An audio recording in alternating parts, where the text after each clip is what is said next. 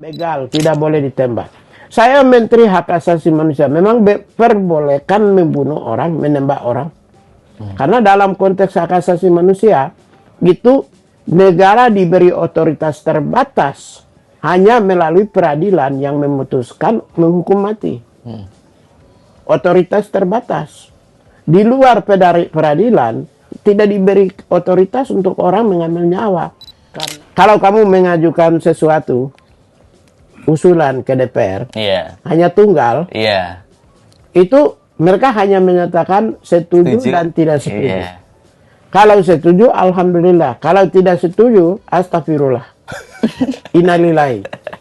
Oleh karena itu, dalam kamu menciptakan suasana kegaduhan, baru mengusulkan satu.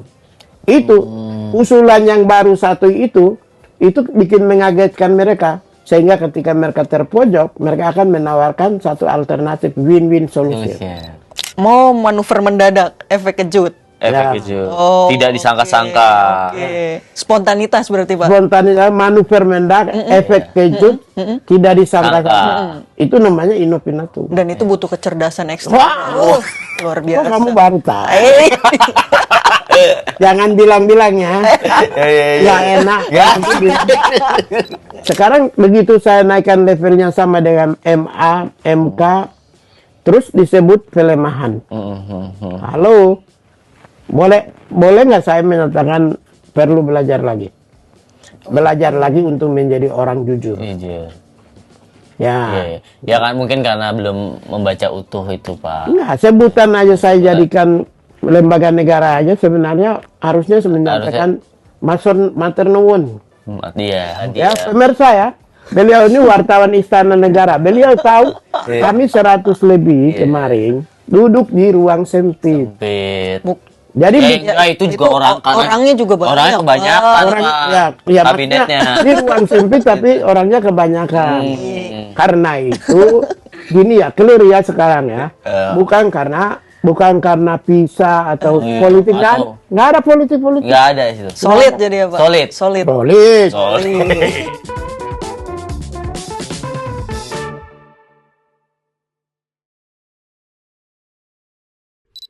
Halo sahabat Kompas, kembali di Gercep, Gerak Cerita Politik bersama saya Nikolaus Harbowo. Dan saya Kurnia Yunita Rahayu. Oke, sekarang kita... Kok kita bajunya merah-merah ya, tanpa disengaja, tanpa janjian, kita pakai baju merah-merah gitu ya. Tapi aku tahu karena mau wawancara seseorang yang memang punya nuansa-nuansa penuh cinta. Oke, iya sih, emang kayak ada aura cinta di sekitar kita gitu. Iya, di sekitar kita. Emang apa nih belakangan ini? Belakangan ini kan kita sering denger gitu ya, I love you wartawan. Ingat nggak siapa yang ngomong? Ya kita udah sekarang ini gini. kita kehadiran Pak Menteri HAM, Pak Natalius Pigai, gitu Pak. Baik, terima kasih. Halo Pak. Saya gini aja. Gimana tuh Pak? Saya I love you Nikolaus Harbowo dan I love you Yunita Rahayu ya. Dian Rahayu ya. Yunita Rahayu. Yunita Rahayu ya. Oke. Makasih banget Pak atas cintanya Pak. Wartawannya nanti. Untuk sekarang biar aman dulu di sini ya Pak. Tapi Pak, gini Pak. Sebelum kita bicara soal cinta-cinta itu ya Pak. Kita mengenal Pak Pigai itu sebagai dulunya aktivis. Aktivis sekarang menjadi menteri. Oke. Gimana sih itu Pak rasanya dari aktivis jadi menteri Pak? Saya harus jelaskan dulu ya biar seluruh Indonesia tahu. Saya kadang-kadang juga, saya ini orang yang menyembunyikan diri saya sendiri, identitas saya. Hanya ya saya selalu menyimpan siapa saya. Dan saya tidak pernah mempertontonkan saya. Saya tahun 99 itu saya dicari oleh Gus Dur. Itu Pak Adi Masari juru bicaranya ikut juga. Sekarang jadi tenaga ahli Kementerian HAM.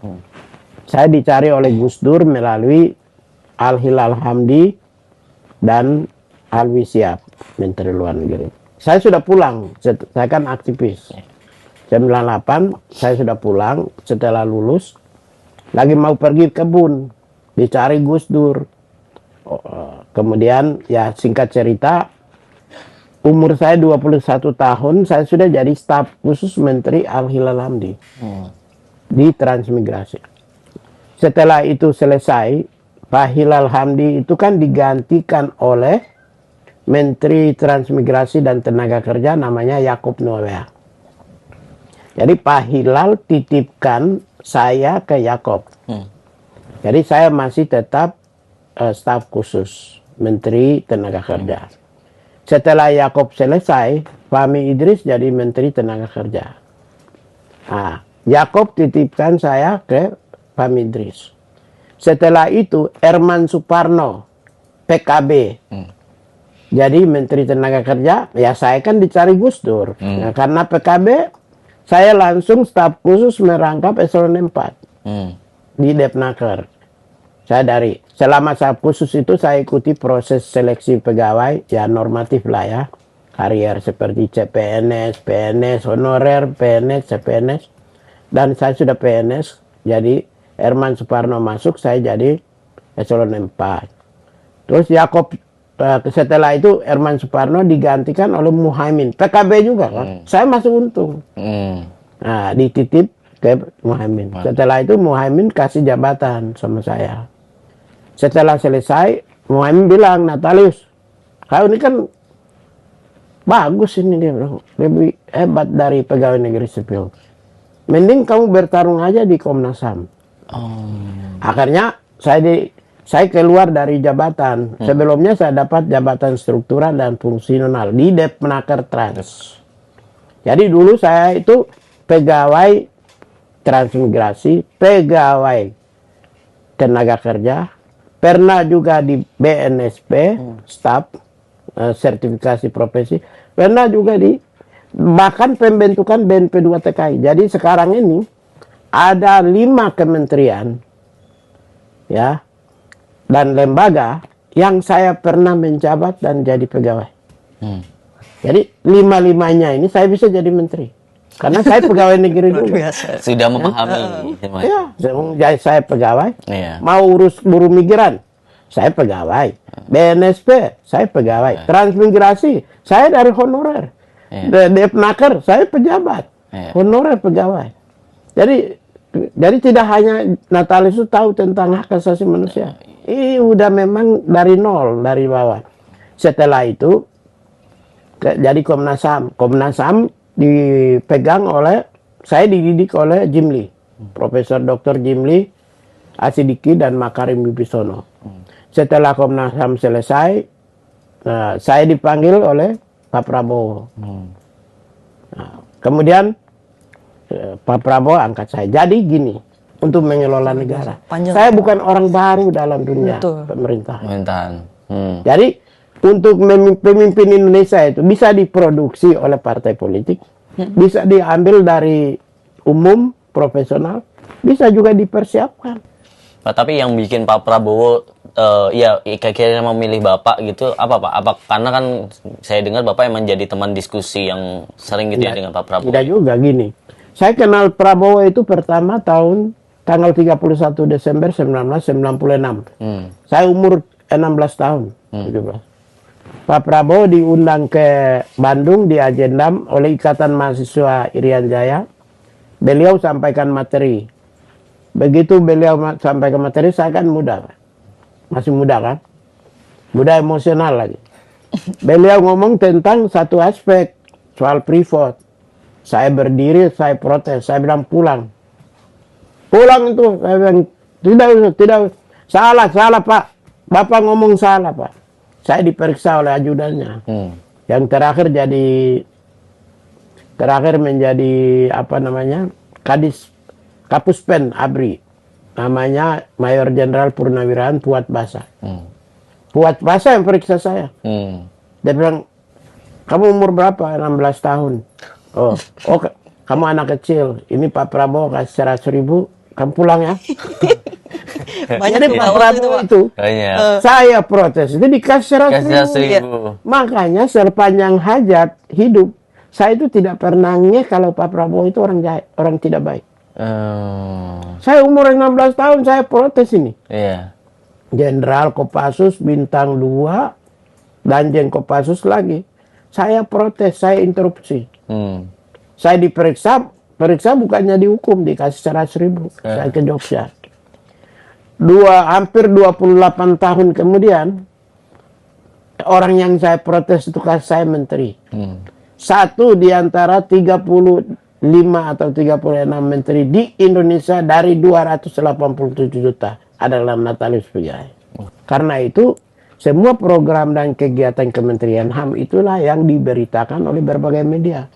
Kalau hanya 1-2, ini apa yang saya sampaikan itu adalah sebenarnya berstandar pada hak asasi manusia. Tapi karena banyak yang tidak paham HAM, maka dia merasa aneh. Contoh, begal tidak boleh ditembak. Saya menteri hak asasi manusia, memang perbolehkan membunuh orang, menembak orang. Karena dalam konteks hak asasi manusia, itu negara diberi otoritas terbatas hanya melalui peradilan yang memutuskan menghukum mati. Otoritas terbatas. Di luar peradilan, tidak diberi otoritas untuk orang mengambil nyawa. Karena itu tidak bisa tergantikan. Hak asasi manusia yang tidak bisa tergantikan. Non-derogable right. Ya bodohlah saya kalau saya menyatakan boleh tembak mati di jalan. Yang kedua, begal misalnya. Duterte menembak narkotika. Narkotika itu spesifik crime di seluruh dunia. Termasuk salah satu kriminal yang jahat. Dia menembak orang di jalan. Ribuan orang mati, tembak mati. Di luar proses peradilan. Begitu Duterte turun dari presiden, langsung ICC. Iya. Ya, Menyelidiki. langsung nangkap di Bandara Manila. Sekarang ada di Belanda dia. Dalam tahanan internasional. Negara wibawa. Kan saya melindungi pemimpin, melindungi negara, melindungi atasan saya. Maka saya menyatakan begal tidak boleh tembak. Saya lebih pintar dari Menteri HAM Filipina. Karena Menteri HAM Filipina tidak mau mengingatkan presidennya. Ya. Tidak sayang. Kalau saya sayang presiden saya. Atau sayang pemimpin TNI Polri. Sehingga saya menyatakan jangan bunuh di luar proses peradilan. Tapi Pak Pigai itu kan memang ya substansial, sangat terkait dengan HAM. Semua yang saya ucapkan itu substansial. Ya betul. Tapi ini kan Bapak menyadari nggak sih sebenarnya kalau yang Bapak sampaikan tuh gampang banget diingat orang gitu. Itu sebenarnya bagian dari strategi komunikasi atau gimana sih Pak? Ya itu namanya ada gini. Ada teorinya. Ya, gimana tuh Pak? Teori saya nggak perlu saya sampaikan. Padahal kita pengen tahu banget nih Pak. Ada teori lah. Biar kita viral. Ada ilmu teorinya ada. Tidak perlu sama gini. Jadi gini, intinya bahwa kalau Anda itu tidak punya sumber daya yang kuat, tidak punya media, tidak punya anggaran yang besar, tidak punya orang kuat yang melindungi kamu, maka kamu bisa reinventing speaking. Mulut itu bisa dilipat gandakan. Untuk menghasilkan, memproduksi nilai yang sama dengan ketika Anda punya sumber daya yang lebih. Itu ada teorinya. Teorinya nggak perlu saya sampaikan. Karena semua ini, gini contoh. Saya orang kampung dari desa yang bukan siapa-siapa. Hari ini saya jadi menteri kan. Itu apakah hari ini saya tiba-tiba durian runtuh? Enggak, itu ada teorinya. Saya sudah rancang dari 2012, ada teori untuk menjadi pemimpin. Terus bagaimana Anda percaya nggak bahwa saya Katolik taat 100%? 1 triliun % Katolik. Tapi saya jadi ketua tim pembela Habib Rizik, Al-Qotot, Ustadz Abu Bakar Basir, HTI, FPI. Saya ketua timnya, tahu nggak? Sadar nggak? Bisa nggak? Padahal saya pakai salib di mana-mana. Mereka tahu. Saya biasa pakai rosario. Tapi saya ketua tim. Tahu nggak? Ada teorinya. Semua ini teori. Saya jadi menteri juga di atas landasan teori. Saya dapat. Saya ucapkan ini ada teorinya. Saya jadi ketua tim pembela umat Islam. Dulu saya teori. Saya bisa mempengaruhi banyak orang. Ada teorinya. Hanya teori-teori saya nggak mau ngomong. Contoh. Satu contoh namanya true believer. Baca buku True Believer. Bagaimana negara kecil di Timur Tengah mempengaruhi negara-negara besar. Besar. Sehingga negara besar menjadi pengekornya negara kecil. Itu ada teori. Mhm. Tapi apa perlu saya sampaikan? Itu rahasia dapur. Rahasia Nggak dapur. boleh. Terus semua orang pakai Itu intinya teori gini. gitu jadi Intinya gini, bagaimana sebuah negara kecil di Timur Tengah mempengaruhi negara-negara gajah di Timur Tengah. Dan mereka jadi pengekor negara kecil. Itu namanya True Believer. Buka Google tuh, True Believer. Suruh beli. Saya punya buku sendiri ada. Nanti kita kayak harus belajar kayak tapi gitu. menarik memang bagaimana mempengaruhi pikiran Publik. Ada dan dasar lain. teori. Ada dasar teorinya memang dan Dan dan ini- bahkan mempengaruhi pikiran DPR juga. Jadi itu ada. Itu kan ada. Iya. Di Twitter saya kamu baca kan ada teorinya. Iya iya iya. Iya, Pak. Teorinya gini. Kalau kamu mengajukan sesuatu usulan ke DPR Iya. hanya tunggal, Iya. itu mereka hanya menyatakan setuju Setuju. dan tidak setuju. Iya. Kalau setuju, alhamdulillah. Kalau tidak setuju, astagfirullah. Innalillahi. Oleh karena itu, kamu menciptakan suasana kegaduhan, baru mengusulkan satu. Itu usulan yang baru satu itu bikin mengagetkan mereka. Sehingga ketika mereka terpojok, mereka akan menawarkan satu alternatif win-win solution. Iya. Benar-benar. Itu inopitanum. Teori Latinnya itu namanya inopitanum. Oh, Tidak disangka-sangka. Oke. Spontanitas berarti, Pak. Spontanitas, manuver mendadak, efek kejut, tidak disangka-sangka. Itu namanya inopitanum. Dan itu butuh kecerdasan ekstra. Wah. Luar Kok biasa. kamu baru tahu? Eh, Jangan bilang-bilang ya. Ya enak. Ya. Nanti bilang. Tapi emang hebat emang. Saya bilang semua dasar teori. Semua ada dasar teorinya. betul, Ya dari Dan sudah dibuktikan di Google kan. dan sudah buktikan juga. benar. Oke, menarik. Terus apa lagi? Jadi kayak Main apa kita? sekarang kita main Kementerian HAM nih, Pak. Nah, Karena kan sekarang kita punya kementerian yang spesifik. Terus kemudian juga menterinya sudah dipersiapkan selama berapa tahun tuh tadi. Nah, itu Pak. Tapi selama beberapa tahun ini kita juga ngelihat ada beberapa kasus ya. situasi-situasi yang menunjukkan kondisi HAM kita tuh apa ya?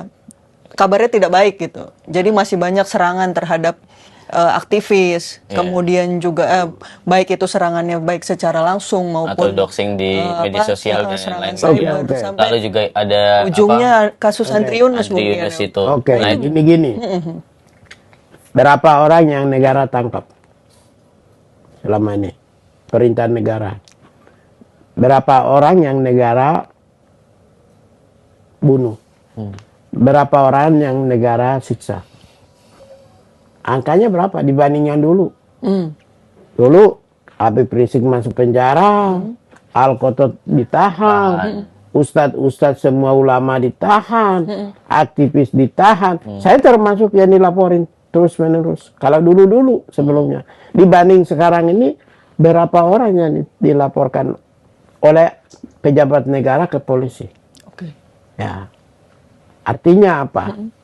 Negara sampai hari ini tidak pernah dengan sadar dan sengaja membatasi kebebasan ekspresi, kebebasan sipil, termasuk melakukan tekanan dan penekanan terhadap media maupun juga terhadap seberapa iklannya. Olehnya iklan pemerintah bisa tampil. Bisa aja sepanjang Anda mengajukan proposal secara komprehensif, profesional. Begitu. Ya tadi ngomongin soal janji penguatan perlindungan HAM itu sebenarnya kan juga ada yang mengkritisi juga Pak. Jadi gini, kalau kita lihat itu yang tadi kan bilang Komnas HAM, Kementerian HAM. Iya. Kementerian HAM kurang apa ya? Coba peristiwa-peristiwa besar. Dulu yang penembakan liar, kita yang ambil peran. Bulan Agustus kita yang ambil peran. Yang orang pertama yang datang itu adalah Wakil Menteri HAM ke rumah peristiwa waktu bulan Agustus atau Oktober itu. Datang pertama duluan. Sampai dengan sekarang. Misalnya MBG, Kementerian HAM berperan langsung. Kemudian peristiwa Andri Yunus, Kepala Babi. Lalu kalau misalnya begal. Coba kalau saya biarkan begal yang sebagaimana tadi saya jelaskan. Terus Koperasi Merah Putih. Iya, iya. Koperasi Merah Putih, siapa yang ngomong bahwa yang tidak boleh ada pelatihan bersifat militer? Tapi kepemimpinan yang bersifat bergaya seperti cekatan, disiplin, rajin, tanggung jawab yang dilakukan oleh mereka itu tetap penting. Iya. Namanya juga mental Iya. kepemimpinan. Iya. Mental kepemimpinan boleh, Iya. tapi militernya nggak boleh. Nggak boleh. Latihan-latihan dengan menggunakan senjata, pakai loreng nggak boleh. Tapi itu diinginkan Pak Prabowo nggak sih Pak? Memang Sudah dievaluasi kan? Oh. Saya ngomong siang, sore jam 5 sudah evaluasi. Pak Prabowo tapi emang nggak setuju Pak dengan konsep itu, atau sebenarnya pengen itu? Pak Prabowo itu menginginkan itu gaya kepemimpinan yang bersifat disiplin, Oh. cekatan, rajin, tanggung jawab. Jangan salah. Penetrasi memang gini, negara kita ini kan kedikdayaan sipil, kepemimpinan sipil Indonesia. Jadi itu tadi nilai-nilainya ya Pak ya. Nilai-nilainya yang diinginkan. diinginkan, jangan pernah. Tapi memang jujur ya, saya harus sampaikan, Pak Prabowo itu clear dari semua. Tapi kadang-kadang anak buah yang di bawah ini mediocre ini. Level-level menteri, kepala badan, gubernur, bupati, wali kota. Tahu nggak? Mereka yang undang. Mereka yang undang. Aparat masuk di wilayah mereka. Untuk Jadi apa tuh, staf, Pak? mulai dari staf khusus, staf ahli, direktur, dirjen. Itu siapa yang undang? Apakah jadi staf khusus, staf ahli, direktur, dirjen itu pun presiden? Enggak. Itu permintaan mereka. Jadi maunya mereka sebenarnya. Entah apakah menteri atau kepala badan atau gubernur, bupati, wali kota itu bukan dari aparat juga, mereka yang mengundang. Warga, mereka sipil juga, mereka yang mengundang. Saya Kementerian HAM itu tidak ada aparat. Satu orang pun tidak ada. Mulai dari security, ajudan, cleaning, service, office boy, sampai dirjen, direktur, satu orang aparat tidak ada. Kenapa Bapak nggak melakukan hal yang sama dengan yang lain? Gini, pertanyaannya bukan itu. Kenapa Bapak tidak ditegur? Memang saya tidak pernah ditegur. Malah saya disanjung-sanjung. Saya kan harus menjaga keseimbangan. Iya. Saya ini, kalau saya aja jebol, ya jebol Oh, lah yes. Indonesia. Maka benteng. Nggak- Itu ilmu nggak baru perlu- juga itu. nggak perlu merekrut aparat juga udah dekat sama Pak Prabowo ya. tidak ada dekat. Gini, ini karena kita memang menjaga Indonesia adalah kepemimpinan sipil. Di bawah kedikdayaan sipil, supremasi sipil, civilian oversight. Ya, ingat ya, civilian oversight. Jadi kepemimpinan sipil Indonesia itu yang tetap dipertahankan, dan Kementerian HAM terus menerus sampai hari ini tetap dipertahankan. Kalau ada menteri yang kalau menteri HAM-nya bukan saya, apakah berani ngomong gini? Nah, tapi ini sih Pak, orang bertanya tadi kan Bapak kan menceritakan soal kasus-kasus yang sekarang gitu ya. Nah, yang dipertanyakan juga gimana penyelesaian yang masa lalunya. Nah, itu gimana Pak? Gini, soal penyelesaian HAM berat masa lalu kan, pertanyaannya bagus. Kita egaliter, bukan-bukan. Iya. Satu, yang jelas waktu bagusnya itu Pak zaman Jokowi. Oke. Pak Presiden Joko Widodo kan membentuk tim penyelesaian berat masa lalu, dan pemerintah waktu itu ambil jalan pilihan lain, bukan retributive justice tapi restoratif justice. Restoratif justice dengan ujung-ujungnya adalah melakukan kompensasi, restitusi, rehabilitasi, ya, pemulihan, ya, penyelesaian secara damai di luar yudisial. Non yudisial. Kenapa pertimbangannya? Karena lebih dari belasan kali hasil penyelidikan Komnas HAM itu sampaikan ke jaksa, ada dua unsur yang tidak terpenuhi di kejaksaan. Yang pertama, seorang proses pidana berat itu kan penyidikan harus dilakukan oleh penyidik.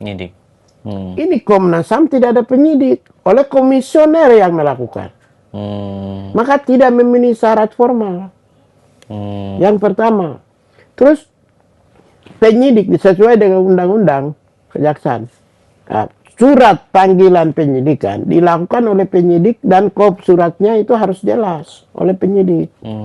Ini Komnas HAM yang kirim panggilan untuk memeriksa penyidik.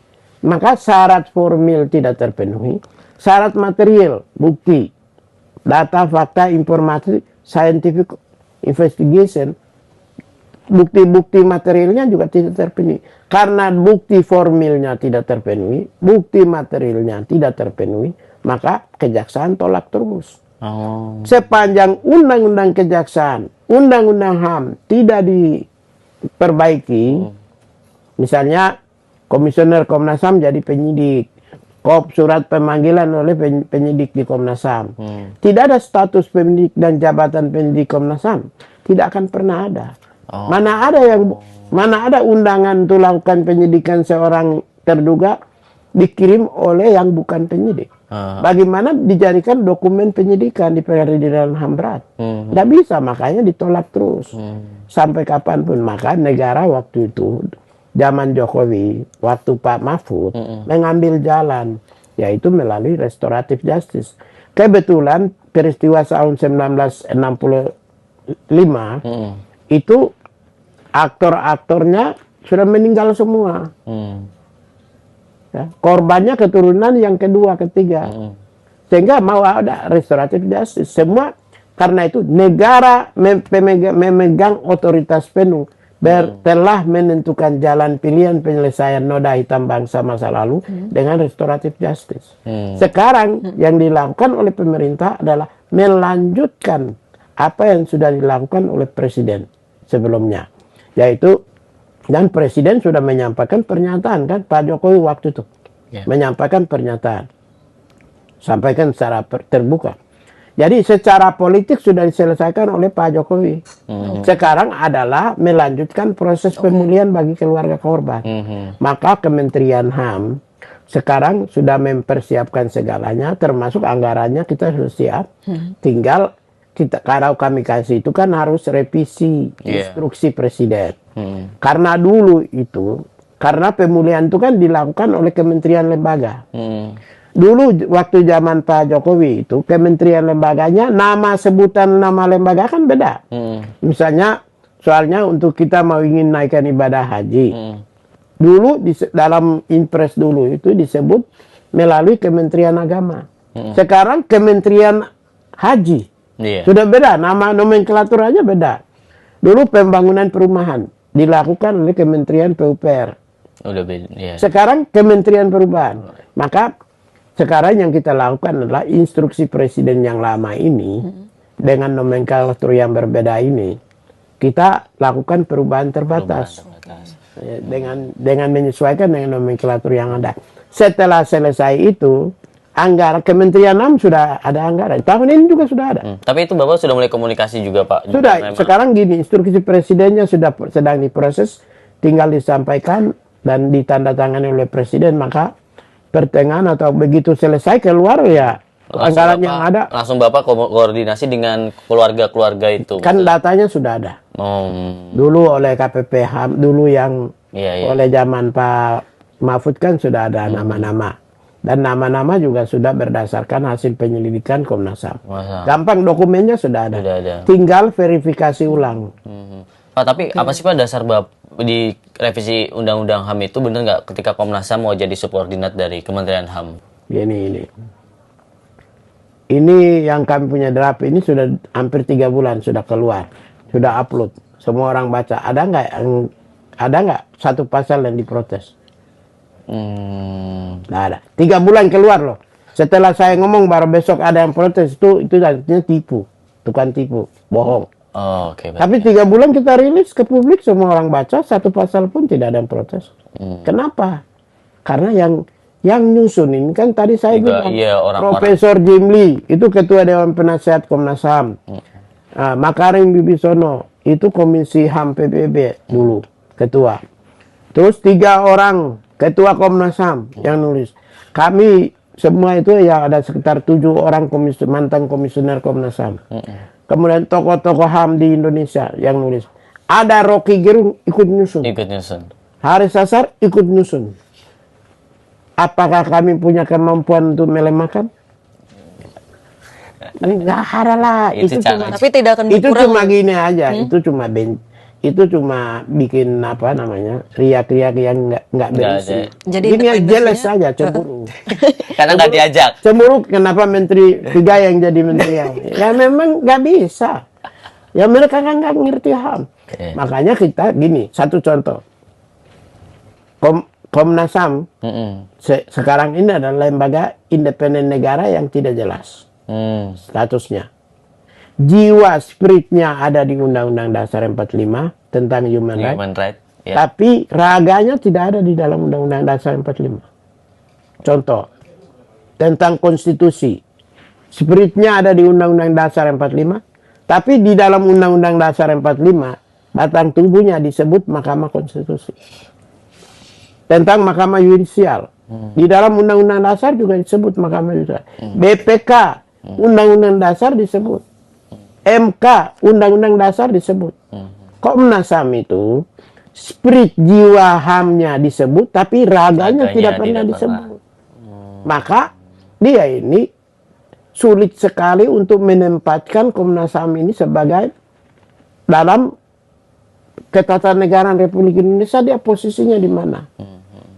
Baru dalam sejarah, dalam draft undang-undang ini baru kita jadikan lembaga negara. Mana ada sih yang mau jadikan lembaga negara? Lembaga negara berarti ya komisioner Komnas HAM adalah setingkat ketua Mahkamah Agung, ketua MA. Tapi independensinya dijamin nggak, Pak? Loh, kalau lembaga negara kamu bisa jamin nggak independen? Gini, sebutan lembaga negara apakah bisa intervensi? Oke. Kalau namanya lembaga negara. Gini, sebut udah lembaga negara kan? Kamu bisa intervensi Mahkamah Agung nggak? Ke Komisi Yudisial nggak? Mahkamah Mahkamah Konstitusi nggak? Kan ini satu level. Saya naikkan levelnya sama. Sekarang begitu saya naikkan levelnya sama dengan MA, MK, terus disebut pelemahan. Halo, boleh nggak saya menyatakan perlu belajar lagi? Belajar lagi untuk menjadi orang jujur. Ya. Ya kan mungkin karena belum membaca utuh itu, Pak. Enggak, sebutan aja saya jadikan lembaga negara aja sebenarnya harusnya menyampaikan matur nuwun. Iya. Matur suwun. Matur suwun. Nggak perlu ada sembah ya. Iya. Sembah matur suwun Nggak perlu. Matur suwun. Orang ini tidak tahu ucapan terima kasih. Begitu kita jadikan lembaga negara. Siap, Pak. Jadi intinya bahwa tidak ada. Itu cuma tidak, dan dalam satu pasal pun tidak pernah kita terpikirkan. Siap. Dan bahannya sudah keluar hampir 3 bulan. Siap. Berarti undang-undang ini acceptable. Oke, benar sih. Dan nanti tinggal kita lihat aja apakah sejauh mana ininya lah ya. Yang penting implementasinya aja. Dan yang penting siap-siap jadi komisioner Komnas HAM diperlakukan seperti anggota MK, anggota MA. Ya, apa kaget nanti gitu ya? Ada pasukan nanti, ada ini security-nya, ada bodyguard-nya. Tapi yang penting bukan itu, Pak. Yang penting nanti tidak iyalah, lagi daripada penyerangan gini. terhadap aktivis. Gini, saya ini mantan komisioner Komnas HAM. Saya nyetir sendiri kalau dulu. Mantap, top ya. Saya nyetir sendiri. Ya karena memang Komnas HAM ini mobil saja. Iya, betul. Rumah saja. Begitu lembaga negara, ada rumah dinas, ada mobil dinas. Jangan sampai, tapi saya inginkan, saya sebagai penyusun yang membesarkan Komnas HAM, Komnas Anak, Komnas Disabilitas. Lembaga-lembaga ini kan saya besarkan. Saya ingatkan, setelah kamu mendapat fasilitas sebagai pejabat negara, jangan lupa rakyat. Ini saya titip, jujur, tulus, demi Tuhan. Demi Tuhan Yesus Kristus. Jangan lupakan rakyat. Jangan lupakan rakyat. Jangan lupa rakyat. Karena orang itu, Pak, sudah menderita di jalanan, masuk, sudah pegang mobil dinas, rumah dinas, AC, ajudan, protokol. Itu nanti bisa menjauh dari rakyat. Oke. Kenapa saya dekat dengan rakyat? Saya umur 21 tahun sudah saya staf menteri. Saya udah bosan. Malah 10 tahun yang lalu sudah bosan saya. Tadi dia PKP. Iya. Saya itu termasuk mendapat fasilitas itu sejak 21 tahun yang lalu. Umur 21 tahun. Tadi kan ada Gus Dur, ikut siapa? Iya. Itu darahnya sebenarnya beda. Orang yang pernah PKB. Jadi PKB. Tapi ini sebenarnya Gerindra ya, Pak. Ya, memang saya dibesarkan PKB, tapi yang kasih jabatan Gerindra. Ya, Oke. tapi kabarnya Karena PKB kalah ya, Pak. Gerindra belum, Pak? Nah, belum. Tapi saya gini, On the way, Pak, on the way. gini, saya tidak punya KTA, tapi saya pendukung berat Gerindra. Wah. Dan setengah berat PKB. Setengah Kenapa nggak sekalian Ya, itu jadi nah, gini, anggota, Pak? Gini, Bos. Saya orang Indonesia Timur, orang Papua. Orang Papua itu apa adanya. Iya, iya, Oke. iya. Pendukung berat ya. Sebagai ucapan terima kasih ke PKB, Gus Dur, Harus ada Muhaimin, maksudnya. setengah beratnya. Setengah berat. Sebagai ucapan terima kasih kepada Gerindra, Iya, iya. kelas beratnya. Berarti 2029 akan dukung Pak Prabowo lagi. Saya Prabowo, nomor 1. Kalau- Dan kalau Gerindra. Kalau- Prabowo Gibran? Kalau Gibran? Prabowo Gibran? Emang kamu Pak Prabowo? Enggak, kalau Enggak. ini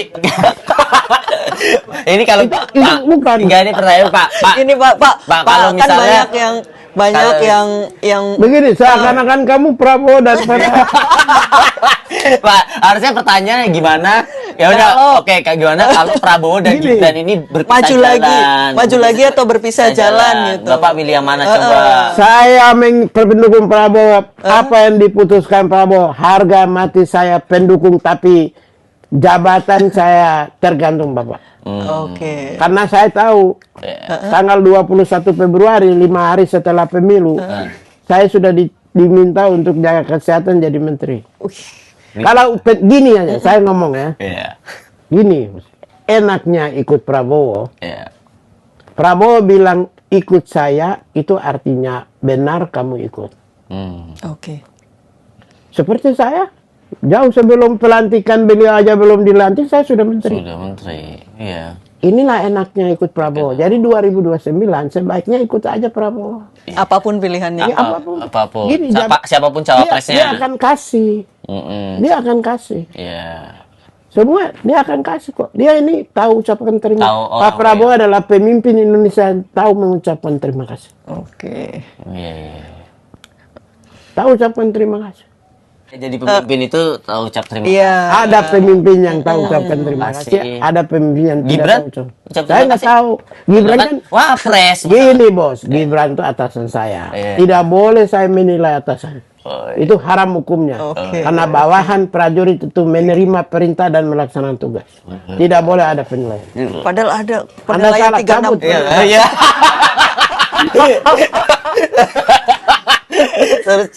Beda dengan yang sudah pensiun. Beda. Oke, Yang oke, sekarang bebas. beda. Oke. Jadi Gibran itu adalah wakil presiden saya. Tugas saya adalah menerima perintah, melaksanakan tugas. Iya. Tapi pertanyaan saya terakhir nih Pak, kemarin itu Gibran itu taruh di pinggir dekat menteri itu kenapa? Ini terakhir nih, beneran nih. Itu kenapa? Itu jangan, karena narasinya, wah ini mau pisah jalan nih. Gini bos. Ah, iya, iya. Kami sidang kabinet ya. Itu biasanya di depan. Gedung yang depan besar itu, sebelah itu apa namanya? Kantor Presiden. Ya kantor presiden. Yang sebelahnya Istana Istana Merdeka. Merdeka. Biasanya ya, kami sidang. Kamu wartawan Istana. Betul. kan tahu kan? Kami kemarin itu yang di belakang Ya, itu, betul. yang kecil. Kamu Istana tahu kan? Negara, ya. Hah? Istana Negara. Negara. Yang ikut taklimat itu itu satu menteri-menteri, kedua wakil menteri, yang ketiga kepala badan dan lembaga. Lebih dari 100, hampir 2. Tahu nggak? Anda sebagai wartawan istana, kapasitas Istana Merdeka itu besar nggak? Kalau lebih dari 150-an. Cukup nggak nih? Kecil. Ya, mepet ya, Pak. Mepet. Bayangkan di depan situ, itu Pak Prabowo kan pidato namanya arahan taklimat. Itu di situ ada panggung, ada podiumnya, beliau di sini. Setiap kali ruang sempit, tidak mungkin 2 orang di depan, 2 pemimpin Indonesia. Satu. Biasanya kebiasaan dari 2024, setiap kali pengarahan presiden, itu pengarahan loh, taklimat. Kemarin itu taklimat 6 bulanan. Setiap kali pengarahan presiden, itu Pak Wakil Presiden itu selalu duduk di bawah. Masih ke Hambalang juga ada sempat ya? Taklimat setiap kali taklimat presiden, Iya, banyak. Pak Gibran duduk di bawah. Namanya gini, di podium yang sama tidak mungkin presiden dan wakil presiden dua-dua berdiri di depan podium pada saat pengarahan. Dosen itu cuma satu, ya. Pendeta itu cuma satu, pastor cuma satu yang berdiri, kiai itu cuma satu. Artinya apa tuh, Pak? Ya, pemimpin yang menyampaikan pidato itu cuma satu orang. Tidak mungkin dua orang bersamaan. Namanya juga taklimat. Karena itu Pak Gibran duduk seperti biasa, Iya. duduk sebelah. Ruangnya, Anda tahu kan? Sempit tadi Ya, ya. pemirsa ya. Beliau ini wartawan Istana Negara. Beliau tahu kami 100 lebih kemarin duduk di ruang sempit. Sempit. Jadi Itu juga orang karena orangnya juga banyak. Orangnya kebanyakan, orang Pak. ya Kabinetnya. maksudnya di ruang sempit tapi orangnya kebanyakan. Karena itu gini ya, clear ya sekarang ya. Bukan karena pisah atau politik, atau- nggak ada politik. Nggak ada itu. Solid jadi ya, Pak. Solid. Solid. Solid Kayak puan lama-lama. Solid. solid sampai 2029. Wah, setelah Mantap, itu? mantap. Setelah itu, Itu Pak. keputusan Prabowo Subianto. Oke, yang jelas apapun keputusannya Natalie Saya Tijai adalah ikut. pengikut Oke. setia yang tidak pernah mengkhianati Presiden Prabowo Subianto. Selama dicintai Pak Pigai. Aman, Pak. Oke, aman. gitu ya, Dik. Iya, Terima kasih Pak Pigai Terima kasih untuk banyak, Pak obrolannya, Pigai. Pak. Untuk- Kita belajar banyak juga, diskusi banyak, belajar banyak gitu ya. Iya. Iya, itu. Iya. Jadi makanya kalau udah cinta Nanti- jangan lupa Jadi kami, Pak. sebelum penutup Heeh. saya ingin sampaikan begini. Iya. Ya, mari kita dukung Pak Prabowo karena kita punya anggaran ini, Bos. Iya. Sumber daya alam yang besar, uang yang banyak, selama ini dirampas oleh para mafia dan para penjahat. Makanya Pak Prabowo anjurkan kami itu anti korupsi. Oke. Uang tahta untuk rakyat, harta untuk rakyat. Mantap. Luar Oke. biasa. Tepuk tangan. Oke, terima kasih Pak Pigai. Itu nanti kita sambil kawal bersama. Boleh kan Pak kalau mengawal ya Pak? Jadi nanti Kawal Kawal lah. Anda dalam rangka pengawalan kebijakan. Iya. Janas tidak apa-apa. Oh. Iya. Pengawalan kan? Iya, Iya, betul. Pak. Tapi kalau hoax jangan. Jangan, Oh, nggak nggak mungkin boleh. kita hoax, Pak. Kalau kami salah dikoreksi. Siap. Einstein aja 999 kali salah. Iya. Tapi bisa memperbaiki. Iya, benar. Gitu kan? Betul. Tapi kalau kami bohong, Ya? Anda bohong, Saya bohong apa? saya bohong atau Anda bohong, siapa iya. yang bisa memperbaiki? Bohong itu tidak ada perbaikan. Iya, Pak. Makanya tidak boleh ada Betul. bohong. Hoax. Makanya Oke, tidak bisa terima kasih. Sampai jumpa ke Gercep episode selanjutnya. Jalan.